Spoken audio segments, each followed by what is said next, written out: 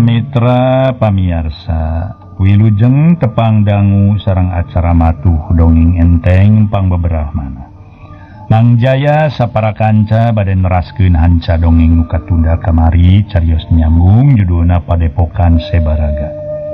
Ieu dongeng para mitra karangan Rayi Salira ayeuna teh nincak bagian ka-18. Dina akhir bagian ke-18 urang sami-sami ngabandungan harita teh nya para mitra geuningan santana usaha sate kapolah sangkan anjeunna tiasa leupas tina eta panjara gitu disebut panjara teh nya. Aduh nyaeta di panjara para mitra ku rombonganana Suntama. Mangga urang teraskeun di dongeng nu judulna nyaeta Padepokan Sebaraga. Kocapkeun gancangna carita santana lempang ngadeuketan lawang kamar. Bari jeung anger pepelengkingan, bari leungeun dikatukangkeun. Sanggeus aya di hareupeun si penjaga, teu anta parah deui seak santana ngirimkeun peureup kana beungeut penjaga teh. Datangna peureup santana cepet kalawan para mitra sadaya. Harita tarik, cepet turut tarik si penjaga perteu nyangka kana eta kaayaan. Teu bisa ngahindarkeun serangan santana. Harita jebet beungeut keuna pisan tenggelan santana cukup rosa. Puguh we, tenggelan santana lain tenggelan atuh cenah para mitra samanea, tapi tenggelan nu ngandung tanaga simpenan. Warahan mamakuwu teh atuh. Bangkieung si penjaga ngabangkieung.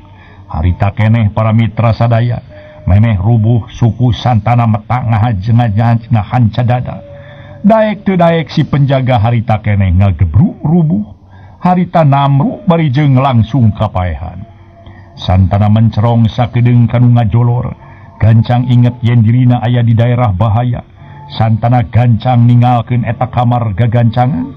Hanyakal teu laju lantaran pasaran pisan jeung saurang anak buah Nabah Suntama. Hei santana, di kamana sia ha? Kabur sia, bangsa sia. Cek eta jalema ngaran nyaeta ngaran Usro. Santana rada ngaheungge lantaran lampah nakapegat ku eta jalma nu ngaran si Usro, tapi ngarasa kagok asong.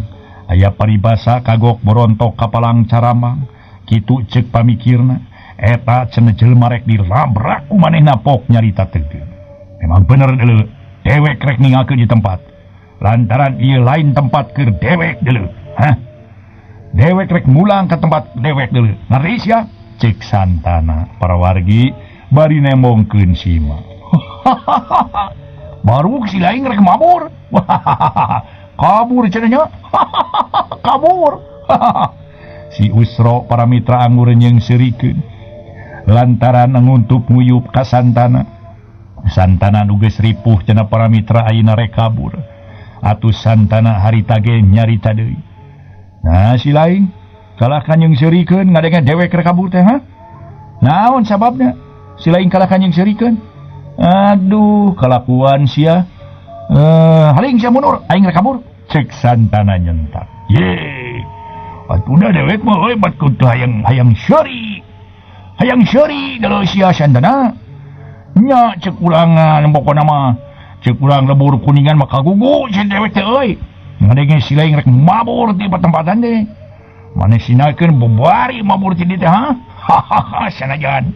Kumaha wae ge moal bisa.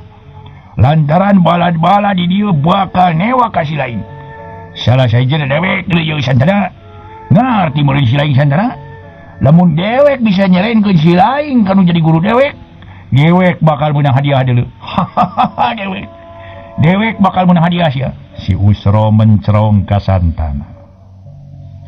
Atuh puguh we para mitra santana teh ngarasa nafsu. Lantaran caritaan eta jelema anu matak gede nimulkeun amarah pikeun manehna. Pok santana nyentak bari nulak cangkeng harita teh. Mulak cangkeng sabelah sarta sabelah ditutunjuk ka si Usro. Bangsat sia. Pek wae ai sia wani mah newak dewek deuleu. Ha? Sok geura tewak dewek ku ilaing ai wani mah. Ngan dewek mah euy pokona mah ye dewek mah yakin lain dewek nu bakal beunang ku ilaing, tapi sia bakal beunang ku dewek pikeun di ala nyawana deuleu.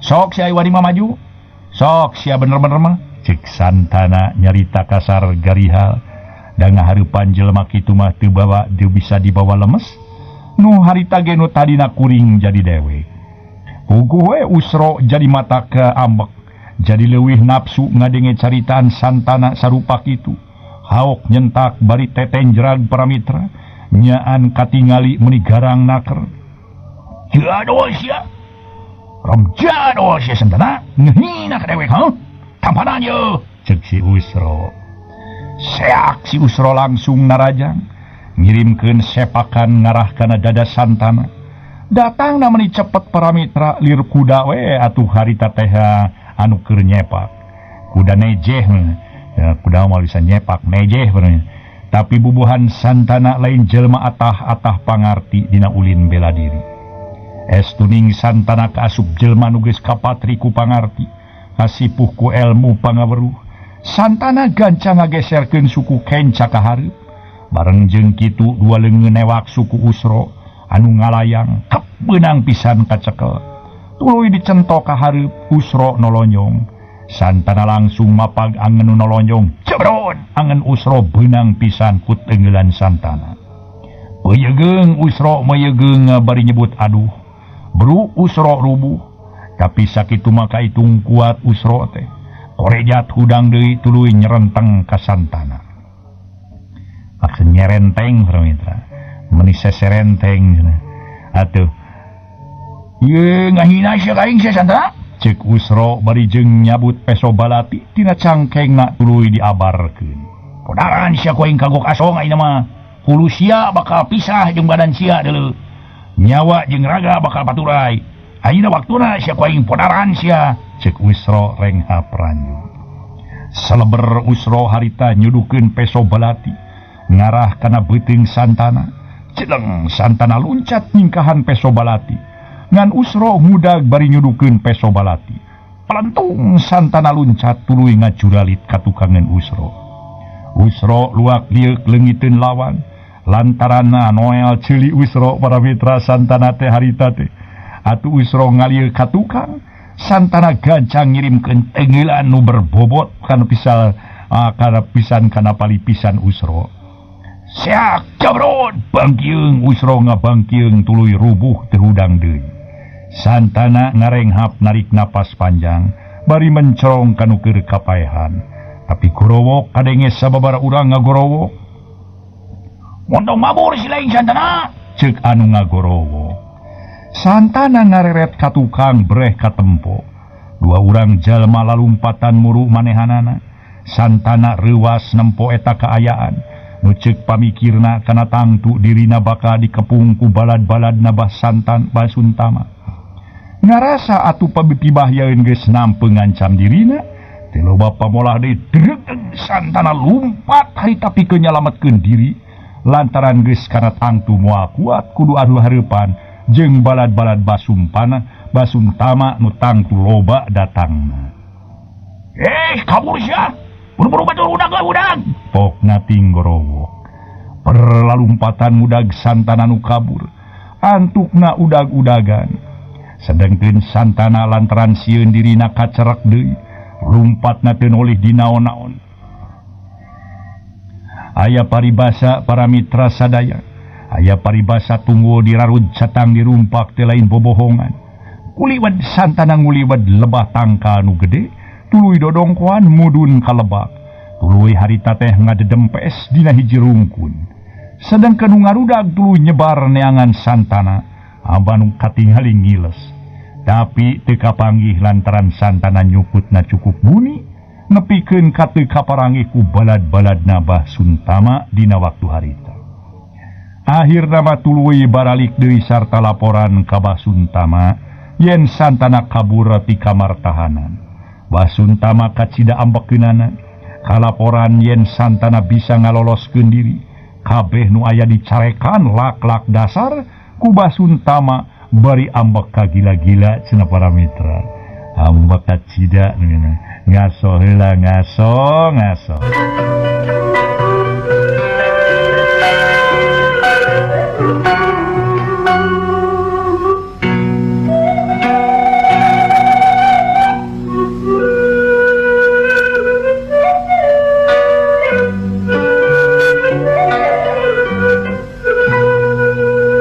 Para mitra pamiarsa nu sami-sami ngabandungan dongeng.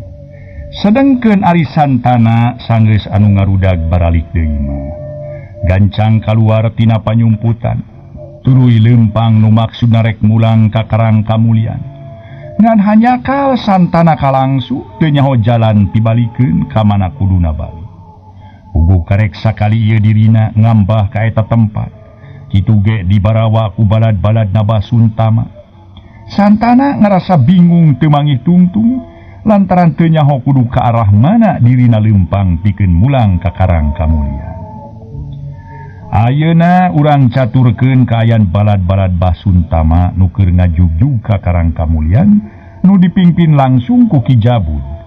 Lalempang ngahaja muter nu maksudna sangkan teu pasaran jeung mama kubu nu rek ngajorag kamungkal poleng. Atuh para mitra, bubuhan geus apal jalan wantuning tukang leleuweungan. Sanajan jalan muter ge teu burung bisa anjog kanu dituju. Datang wanci magrib lantaran katempo. Di masjid keur ngalaksanakeun salat magrib. Ugu Ki Jabud sapara kanca bunga kacida. Lantaran sabagian jelema keur aya di masjid nu tangtu bisa gampang nyasaak daerah eta. Beung-beung jalma-jalma keur aya di masjid euy. Buru-buru sararea nyebar pikeun ngancurkeun ieu tempat. Sabab ieu waktu kacida pisan tepatna ngaburak-balik. Sok ganjang sia masih inget ieu. Ngaran kula Ki Jabud jago ti muka poleng nu tae tanding deuleu. Ceuk Ki Jabud paparentah. Gancangna carita balad-balad Ki Jabud kabeh nyebar pikeun ngancurkeun eta desa sarta ngajabel harta bandana. Teu kudu ribut kaayaan teh lantaran dina waktu ibadah bet kadatangan ku para durjana nu ngadon ngaruksa. Nu tas ngalaksanakeun salat magrib gancang kaluar sarta ngusir si durjana. Tapi bubuhan balad-balad Ki Jabud geus asak latihan ditambah ku nu ngarempug teh sasatna marake sarung lantaran tas salat teh. Atuh we teu samemena dina tarung. Akhirna loba nu rubuh aya ge nepikeun ka hanteuna. Muka itu ngerada kuat teh minangka nama anak didikna Santana nu ngahajata tandang pikeun ngusir para durjana anu ngaganggu katentreman masyarakat. Sedengkeun Santini mah teuing keur ka mana lantaran teu katempo. Manusia nurek ngabela si diparangin masih ingat sia lantaran si lain kabeh tangtu bakal hancur deh. Sarta ieu desa bakal dihancurkeun ku aing. Masih ingat ngaran kula si Jabud. Ki Jabud jago di muka poleng nu taya tanding deuleu. Ki Jabud hohoa. Sedengkeun ari warga karang kamulian nu ngarasanya para mitra kanu lemah.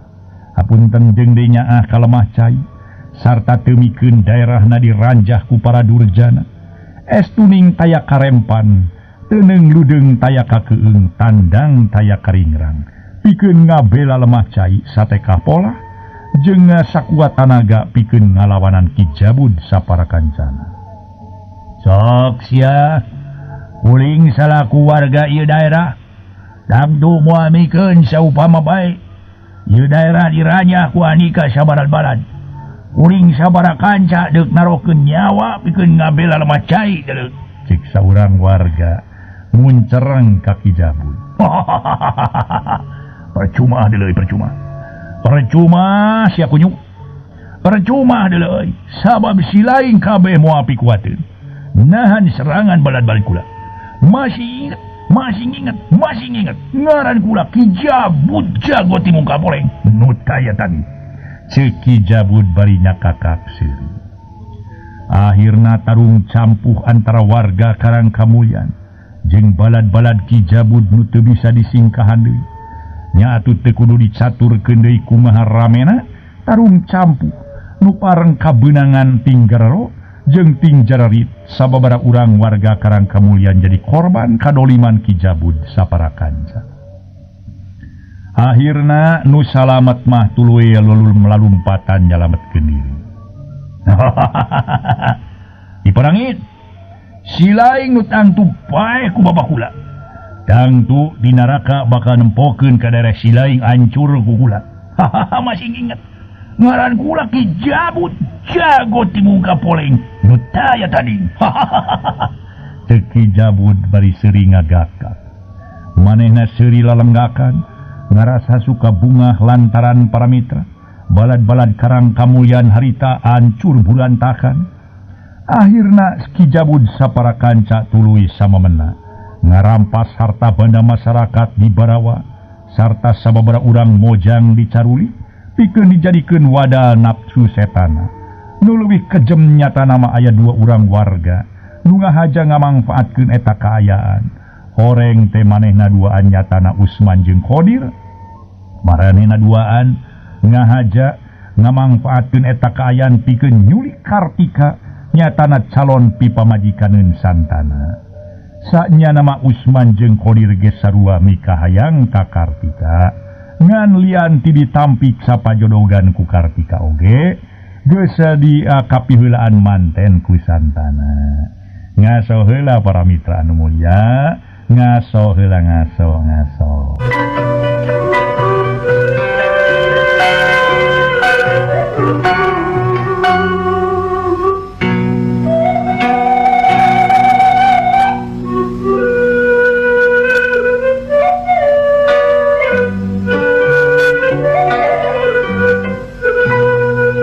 Para mitra pamiarsa sakumaha nu kauni. Akhirna Ki Jabud sapara kancana tuluy meuni samemena ngarampas harta banda masyarakat tuluy di Barawa sarta sababaraha urang mojang dicaruli pikeun dijadikeun wadah nafsu setan.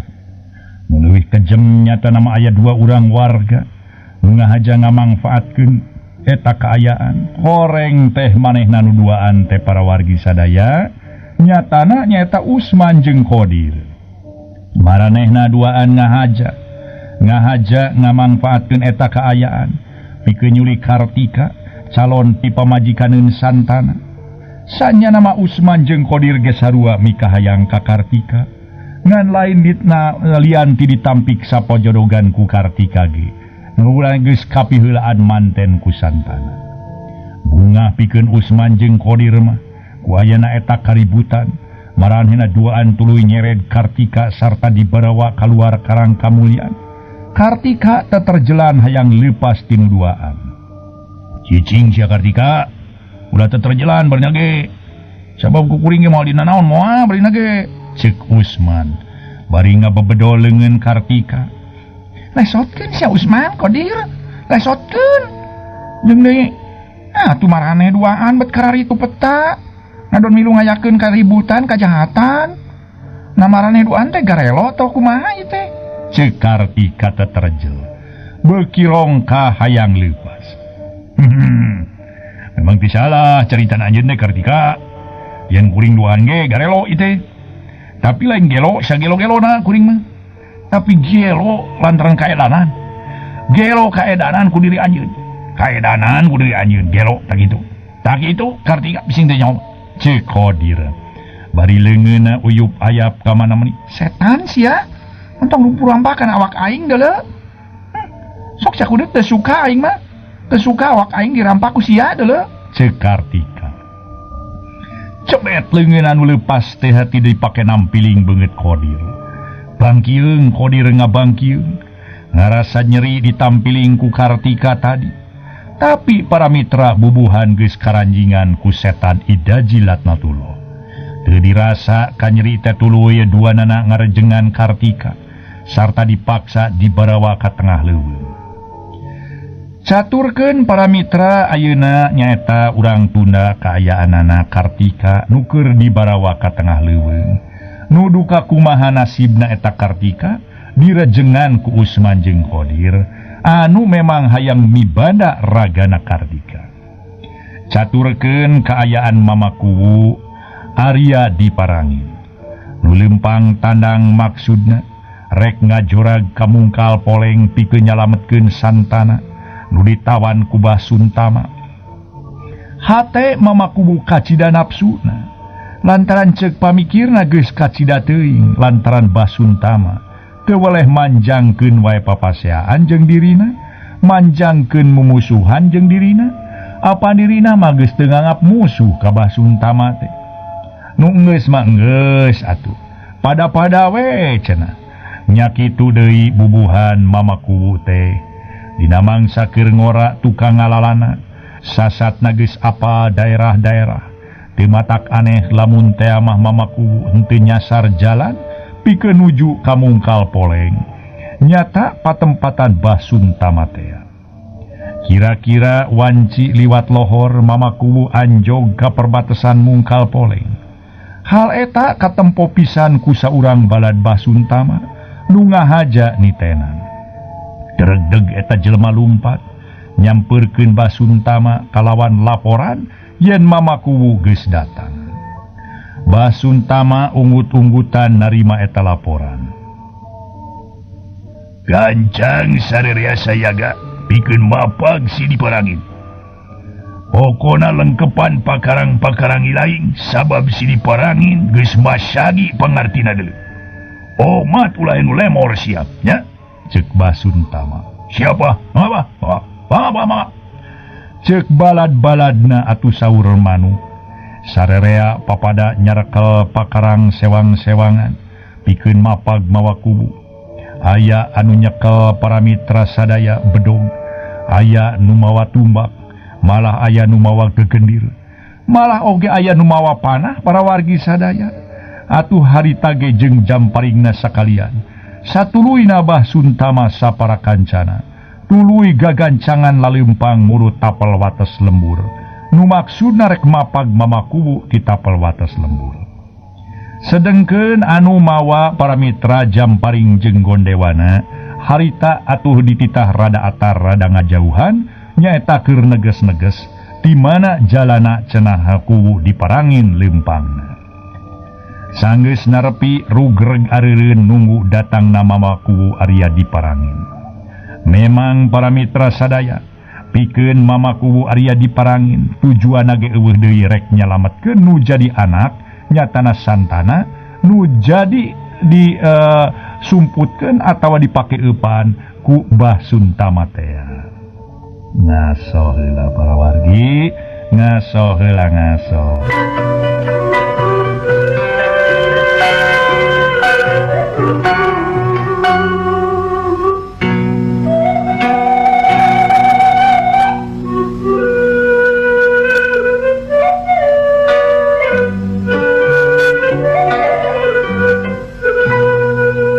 Para mitra pamiarsa nu sami-sami ngabandungan ieu dong.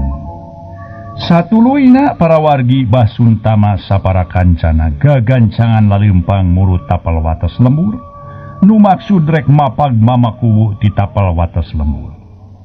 Sanggeus anjog grugreg areureun nunggu datangna mama kuwu Arya diparangin. Basuntama harita nyarita, sarerea gancang nyarumput di jajalaneun euy.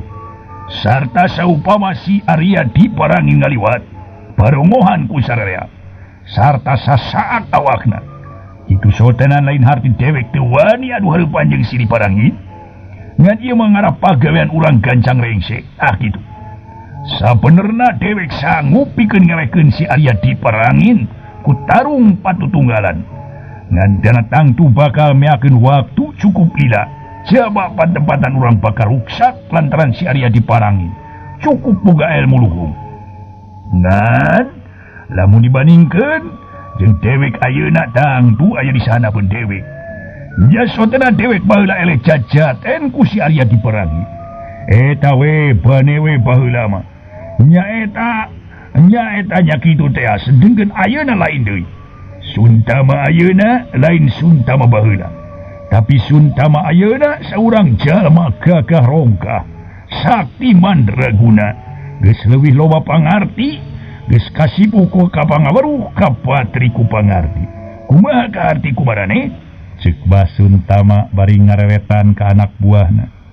Hareupeun anak buahna manehna goong nabeuh maneh cenah para mitra. Atuh harita balad-baladna. Ya bah, ka atos mah. Ya, hebat bala pokona mah. Nya kitulah dipongohane mending ge. Urang sakalian sasak awakna, ulang tulangna urang buukeun. Mun perlulah sekalian we disop. Ceuk anu balad-baladna. Ngababarikeun naker cenah para wargi. ka mamaku tepokna reknya saat awakna mamaku bari jeung rek disop segala waktosna rupina duwi ka dieu bae heula para mitra enjing tangtos baris nyambut nyaeta datangna mamaku Arya diparangin tarung para mitra bebeakan tangtosna oge atuh dugi ka dieu bae dina danget ieu mah ulah kirang-kirangnya ngahapunten dina kakirangan sareng kalepatanana ieu dongeng mung saukur karangan teu aya dina buktosna ai dongeng teh para wargi di hade-hade sangkan sae di alus-alus sangkan payus di reka-reka malarsiga mangga wilujeng kantun bae kasadayana mangga permila